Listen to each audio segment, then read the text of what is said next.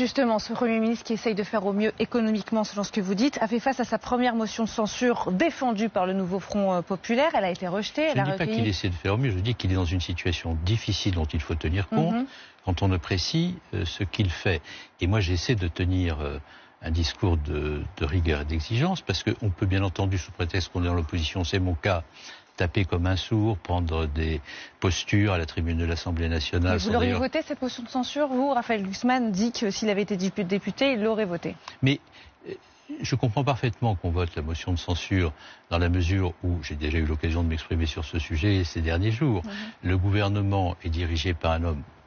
encore une fois pour lequel j'ai considération, mais qui est issu de la seule formation qui n'a pas participé au Front républicain, ce qui est quand même un sujet lorsque des millions de Français se mobilisaient pour battre le Rassemblement national, et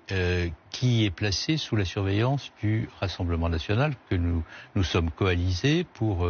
faire en sorte qu'il n'ait pas de responsabilité, de possibilité d'agir sur le cours des choses. Donc pour cette raison, je comprends très bien qu'on soit irrité, et je comprends très bien qu'on vote une censure compte tenu de ce que cette architecture politique peut signifier d'orientation. Maintenant, je dis simplement, faites très attention, enfin faisons très attention collectivement, à faire en sorte que la censure ne soit pas une posture et qu'elle tienne compte aussi du contexte extraordinairement difficile que je viens d'évoquer, et que l'on puisse expliquer ce que nous ferions si nous étions aux affaires, et s'il n'est pas exclu que nous y revenions à un moment ou à un autre,